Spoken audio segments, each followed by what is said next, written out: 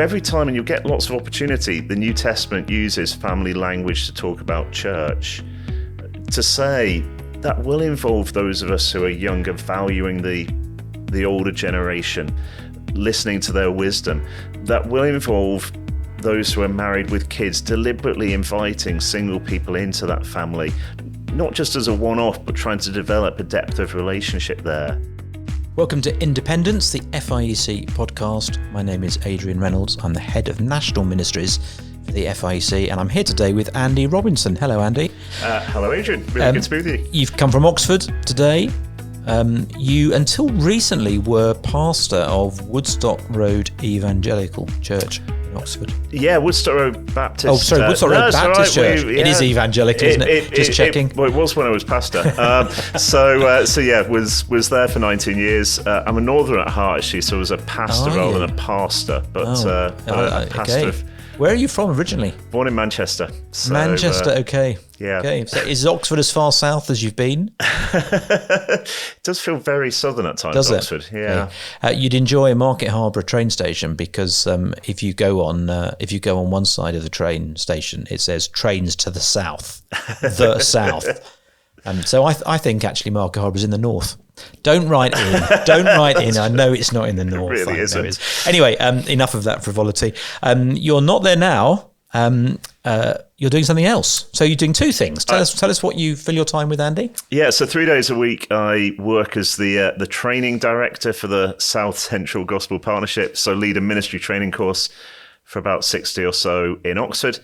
And then 2 days a week work as the training director for Living Out, speaking to issues of faith and sexuality. Right, and it's in Rude Heart. Rude Health that you told me the ministry training course. 60 is a good number, and people wanting to learn and grow. That's really exciting. Yeah, I'm really encouraged by it, particularly the range of ages that we get. So we get a number of folk in their early 20s, interns at churches or with parachurch organisations, and then they often get mixed up with a lot of people early retired wanting to use their retirement to serve in the church. And so just love the synthesis of those two age groups coming together. They form the bulk of the course.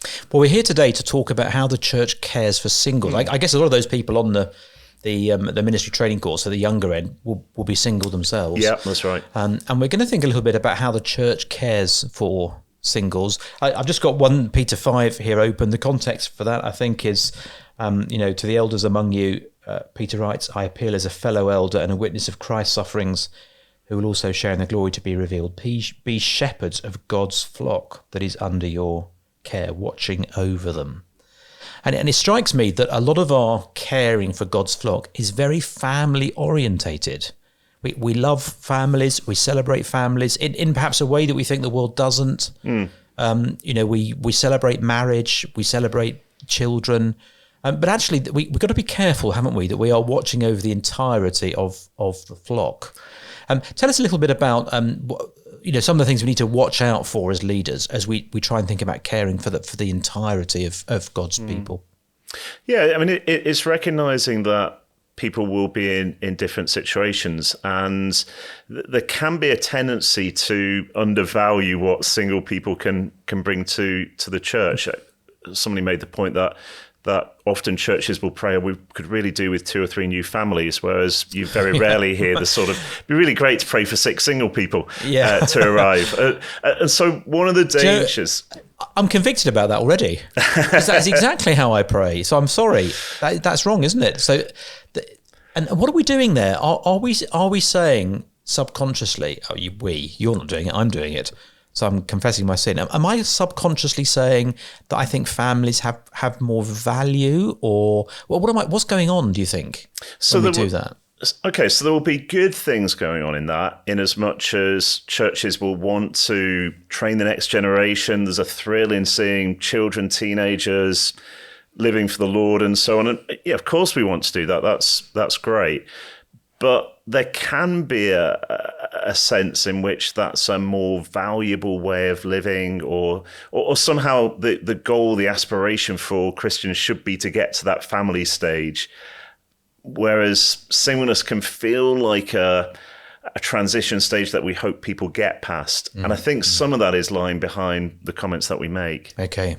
So almost we're reducing single people in some of the things we might say and do to a kind of second-class status. We wouldn't express it like that, but that's how it feels. That's actually how it is in some ways. Yeah. So, funnily enough, a few months ago, I found myself talking about somebody being still single, and then immediately hating myself afterwards Right. because I get it. It's just the language of still single. Hopefully, they will get beyond that in a way that does feel the opposite to the New Testament, which seems to view singleness really positively. And so some of the language we can use can be a giveaway, whether it's still single, whether it's regarding married partners as our other half, as though, to be single is just half a person waiting completion. Yep. Or whether it's some of the ambitions that we can have. So interestingly, talking to parents, obviously their ambition will often be, really keen to see their children married and set up with ideally a Christian partner. Just some of the language that we use, some of the ambitions that we've got possibly betray a degree of marriage is best, singleness is second class. And so then we'll pray for families to come and join the church rather than single people. Yeah, that's really helpful. And I don't think, certainly in my experience and sort of searching my own heart, I don't think people are sort of consciously going out and trying to create differences. Yeah, but absolutely. actually, we do create this kind of idealized life. I think you're exactly right. That runs through our parenting, doesn't it? Actually, when our children are young, we want them to do really well in exams. That's the most important thing to parents.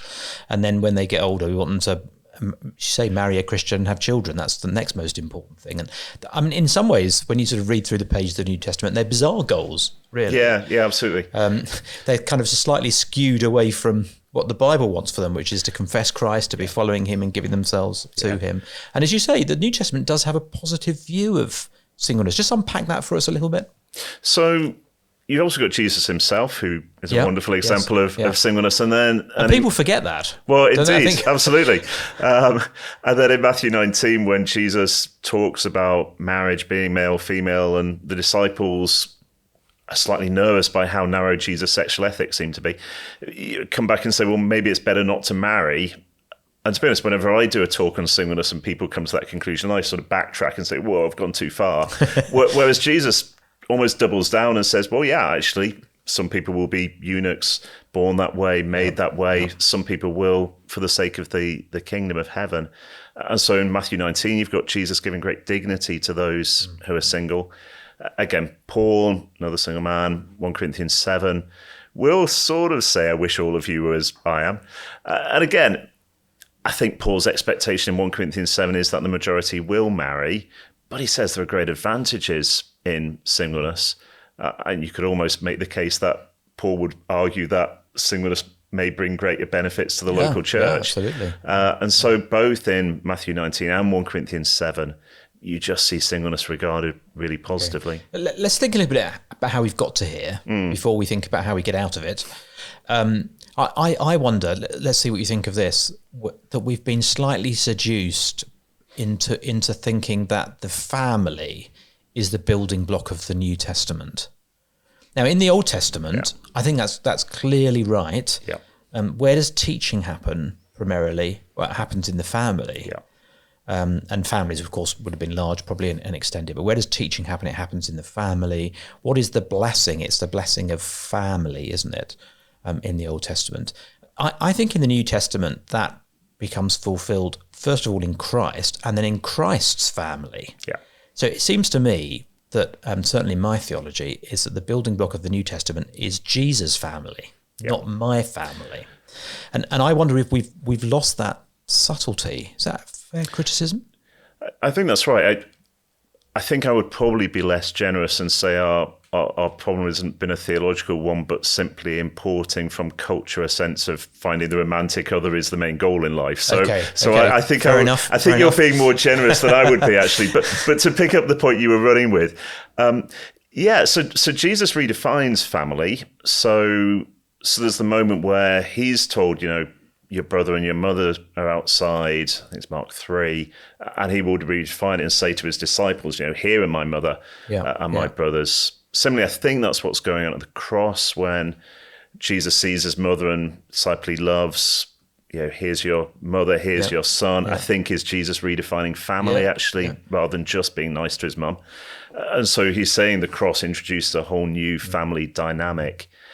And of course, we know the children of Abraham are those who have the faith of Abraham. And using that language indicates that family is not going to be simply nuclear family, blood family, as it were, but will be those who share the same and Jesus same is faith. Everlasting Father. I mean, that's a bit of the Isaiah prophecy that people just slightly gloss over. Sure. But then you get Isaiah work through in Hebrews 2. Yeah. Here I am, says Jesus to the Father, and the children you have given me. Yeah. So actually Jesus is, he's not Father God, obviously, but he is the head of the new family. And I think those sort of Psalms that speak about children being a reward, Psalm 127, for example, seems to me best seen fulfilled in Christ and the way that the Father gives children to the Son. And that's how the family grows. And the New Testament is just awash with family language. So the church is the household of God. The language of brothers, sisters. Timothy is Paul's son in the faith. It's just awash with family language. Yeah.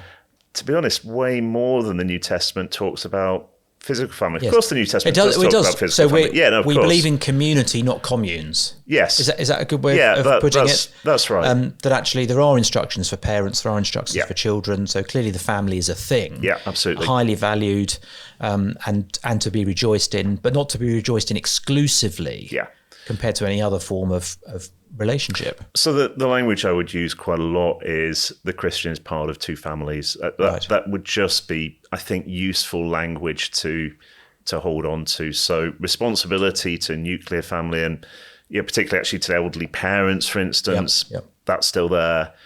But the fact that family language is used again and again for the church means I don't think we can do a strong nuclear family always trumps church family. No. So, I mean, sometimes you hear people say, the dad is the pastor of the family. I don't think that's right. I think the pastor of the family, just to get northern for a minute, the pastor of the family is the pastor of the church. If the family are part of church, seems to me. I mean, there are, teaching goes on in the family. Obviously, we're to teach one another. There are those commands, but I don't think that's primary. It seems to me the community is really, really key.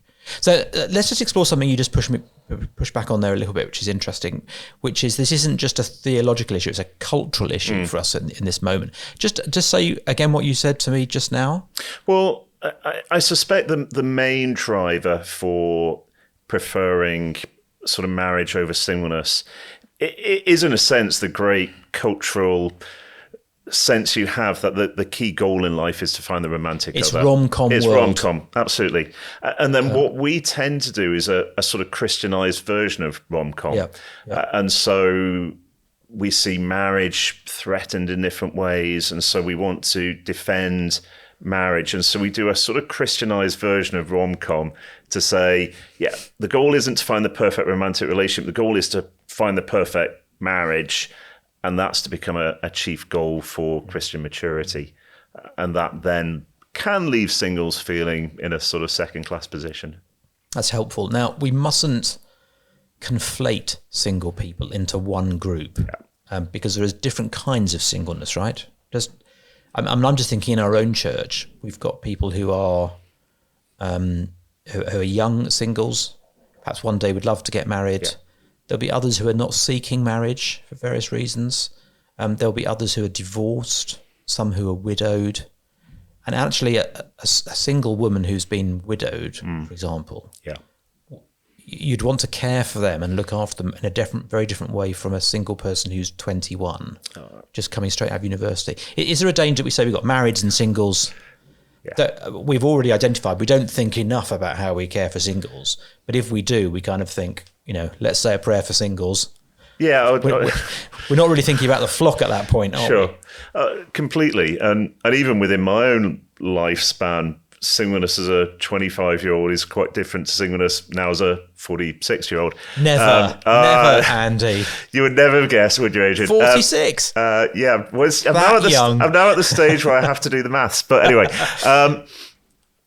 and funnily enough, was speaking yesterday to somebody who's been bereaved in the last few weeks, and just aware of in her case, just the pain of deeply missing somebody in a way that actually is, in my experience as singleness, that's never really been the case. Sure. Which means there's a whole heap of different pastoral issues around singleness. How I'll ask you a personal question. Don't feel you have to answer it if you don't want to. But over those years of being a single guy in church, I know you've often been the pastor, so perhaps it doesn't quite cash out in the same way. But what has helped you? How have other church leaders cared for you well? Yeah, tell us some good examples. I mean, the best examples are those who've deliberately included me within their family. That's been by far and away the most useful thing. Sometimes that's been the sort of, once every 18 months come around for lunch thing, which is lovely. Largely, it's where those friendships have gone deep. So I'm probably got 5 or 6 different people in my mind where they've deliberately incorporated me into their family life. So in my case, they're probably now spread all over the country, but they're constantly on to me to say, when are you next here? When are you coming round? When can you come and stay? There's a depth of friendship there, which means I know them pretty well. They know pretty much all that there is to know about me. So probably those who've prioritized friendship are those who've helped me most. Or funnily enough, I was just chatting to a single friend of mine, a bit younger than me, probably on the way towards marriage. And he took the initiative to say, I'm aware the friendship might look different when I'm married, but just to say this friendship really matters to me. I've got every intention of it carrying on. Yeah. So those kind of things where people have looked beyond, as it were, their nuclear family to say, how can we wrap another church family member into a sense of family? That's been deeply precious to me. Help us out here, Andy. I guess many churches are starting from scratch, let's be honest. And perhaps most churches, average church size in the FIEC, kind of medium-ish sized church, 70 to 110, 120 within that sort of bracket. Yeah. So churches don't have huge resources to deploy. We might read things on American church websites where they have a pastor for singles or a pastor for 20-year-old. We haven't got the capacity and resources to do that. So I'm starting from scratch. Okay, so talk to me as a fellow leader, Christchurch, Harborough. I've already heard some really helpful counsel and critique, which is I've got to be careful with words. That's important, right? Sure. And actually, we think about that with lots of other areas of life. Why wouldn't we think about that here? So I've got to be careful with words. What other things could I do as a church leader to encourage our church to be a caring place for singles? I think 2 or 3 main goals. One would be one's a thought theological thing of saying, I want, in all the language I use and the way I teach, to talk about marriage and singleness as equally good gifts. So trying to avoid any sense that the goal of life is to get married. So the goal of life ultimately is to get married as part of the church to Jesus, but the goal in this life is to prepare for that ultimately. So that partly just being clear on that theologically. And just on that, there's a helpful kind of warning there, isn't there? Because we're trying hard to set out a stall for a Bible view of marriage. We feel we have to speak clearly and loudly about that, and often because of the pressure that there is in the culture, whether that's to do with wrong definitions of marriage or whether that's to do with cohabitation. So we feel we're fighting that. So we're speaking loudly and clearly about marriage. Yeah. And the danger is that becomes an imbalance. Yeah. So we've got to be thinking about that, haven't we? Yeah, and so I'm absolutely convinced churches need to argue for a biblical definition of marriage. What I would say is when you argue for a biblical definition of marriage, you always want to add a sentence or two to say, and actually singleness is a good calling in Scripture as well. And so I would always want to add that sentence whenever I'm talking about marriage in any context, is to say, and we also affirm the godly choice to live a celibate They're both gifts, aren't they, in 1 Corinthians 7? Yeah, they both have gift language attached to them. That's right. Yeah. And so whenever you talk about marriage, a sentence or two about singleness is always just a useful thing to have in our heads.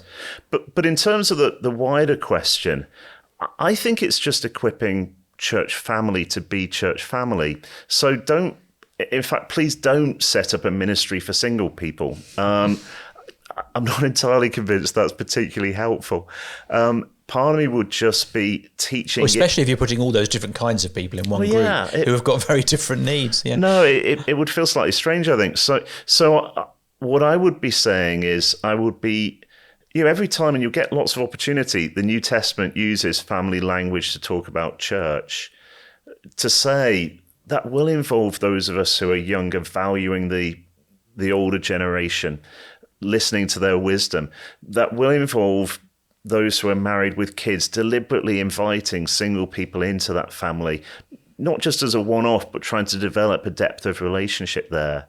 So part of me says it's not hugely difficult. There's not got to be a huge ramp up of any kind of ministry here. Church being church. Just church being church. Yeah. So that works across generations, across nationalities, across marital status. We want to be coming together and creating lots of informal but deep friendships across all those different lines. Have we not been helped, do you think, by wanting to get the Bible into everything we do? That could be selectively misquoted and be really unhelpful. I think you know what I'm trying to say, that actually every meeting, everything has to be a Bible study or a sermon or an expository message of some kind. We often don't allow enough room just for hanging out with people. And actually that does us a disservice at this point, doesn't it? Because if that's all we're doing, there isn't the social space and time actually for people to, for all kinds of people to spend time with each other, actually for young and old to spend time with each other, for singles and marrieds and families to spend time with each other, it works at all kinds of levels, doesn't it? Well, yeah, it is. And God is the God who's given us multiple things for us to enjoy, and so we're allowed to enjoy. You're making a case for a wine and cheese evening, are you, or for a beer tasting? You're from Manchester. A beer tasting evening. Beer and rugby, but is that rugby league, or don't answer that question? We're going down a tangent here. I think we just need to enjoy food and sport and music together, but as that happens, to want friendships to develop. So the thing that's most useful for me as a single person is to have a handful of people who know me and who I know at a reasonably deep level. I'm always struck by the way Jesus defines friendship. So when Jesus describes his disciples as friends in John 15, he says, I call you friends because a servant doesn't know his master's business, but everything that comes from the Father I've made known to you. I mean, that's quite a profound statement about our relationship with Jesus. Yeah. But in passing, it's an interesting definition of friendship. A friendship is somebody you reveal stuff to.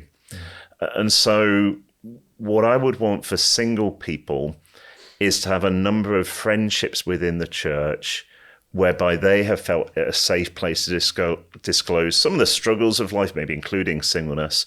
And that's been reciprocated by the other single people or the families they're talking to. And so, as well as the hanging out thing, I suspect a really useful thing to help single people is to develop a deeper culture of friendship and honesty within the church, so people are known. That's really helpful and know each other. So actually, we've got to move away from this idea. For speaking as someone who's married, people who say, "Well, I've my best friend and probably my only friend in the church is my spouse." I'm sorry, don't get me wrong. That's a great place to start, right? Yeah. My best friend. Yes. You'd hope that you would be revealing things and talking honestly about stuff. But actually, as a bloke, if my only friend in the church is my spouse, I'm missing out on the depth and the wonder of friendship in the church, and also missing out on serving others, including singles. It's not a single married issue. It's actually it's a deeper issue about we've got to value friendship. Absolutely. So I think fine for your spouse to be your best friend, but I suppose if I comment, if they're your only friend, you really don't want to get in problems with your marriage because where'd you go? Yes, that's quite a negative way of thinking about it. I'm with you. But also, so how do you learn? I mean, speaking as a husband, right? How do I learn how to be a better husband? Well, my wife might correct me, and perhaps she does. But actually, I want to talk to other blokes. Yeah. How do I learn to be a better bloke? I want to talk to other blokes in the church. So actually, if I haven't got those friendships, it's going to be detrimental for me in terms of my discipleship. Yeah, absolutely. And puts immense pressure on the spouse to be the one who provides everything that we need in terms of our human relationships, which I don't think that's ever intended to be the case, given we're part of two families. And so for all of us, married and single, partly it's how do we invest the time, but also how do we go into relationships with the goal of an openness that creates a deeper sense of friendship? I think would help all of us. It would certainly help those who are single. Do we need to think about this? I mean, there's things that we can be doing there as part of church life. Does there also need to be an intentionality? I think when you're starting from a low point, or when you've not done things perhaps as you ought to have done, me, or has not done things as I ought to have done in terms of language and things like that, is there some correcting that's needed? I'm very struck by John Piper's book on marriage, this momentary marriage, as he, I guess is a book for couples, especially for those perhaps getting married. There is a chapter on making singles part of your life. Yeah. But it sticks out in that book because it's the only one that does it. And, for whatever else you think about that book, isn't that extraordinary? There's an intentionality right from the outset about thinking, how am I going to serve all kinds of people in the church? Yeah. And I wonder if we've, in order to regain some momentum, we have got to do more than just try and be more careful with our words. Yeah, definitely. And even the title of that book, This Momentary Marriage, makes the point that, in a sense, the church family, that's going to last into eternity, actually in a way that our human marriages won't in quite the same way. And so, again, there's just an interesting theological point going on there. Part of me wouldn't want us to beat ourselves up too much, in as much as I think many singles do find a church to be a place of deep family connection. So part of me wouldn't want to encourage a sort of counsel of utter despair on this. Good. Thank you. That's a good corrective. And for me, actually, my life has been vastly richer because of relationships within church family. So part of me wouldn't want to start with a counsel of despair, but would it be useful for an eldership team, every so often to reflect on the question, I wonder what it's like for a single person within the church? That's probably a useful discussion for an eldership team to have every couple of years. Or even, given lots of eldership teams are largely made up of those who are married, actually just to ask the question of the range of single people within the church, as you've mentioned, widowed, divorced, older single, younger single, just to ask the question, how are you finding, does this feel like family for you? And if not, why not? It'd be useful for eldership teams to have that conversation every so often. There's perhaps another group of kind of singles in the church, which are those who are married to people who aren't believers. Yeah, absolutely. And I wonder if it's perhaps a group we don't give much thought to, but there is a kind of, I realise it's not singleness in terms of, physical presence and those sorts of things, but in terms of spiritual connections, absolutely, it is a kind of singleness, isn't it? Yeah, absolutely. And actually, there's a way that we've probably got experience in the church of people who have learnt to find ways to cope with that and to deal with it and to flourish as a single person that could actually have a real benefit to people in those circumstances. Yeah, definitely. And again, probably a group we can sometimes overlook. Preachers can be useful in this regard. So, sometimes I tried to drop things like that into sermons when I was a pastor. So, again, where you would have Jesus talking about sort of families being divided and so on, I just say, look, some of you are here and actually you're the only Christian in your family and you find that deeply painful. And simply to say you're in this text, Jesus knows about that. That's really good. And so to do stuff like that, just to show to people in that position, we notice you're in that position, but actually more importantly, Jesus speaks about people in that position. So partly preachers have got an opportunity to do good here.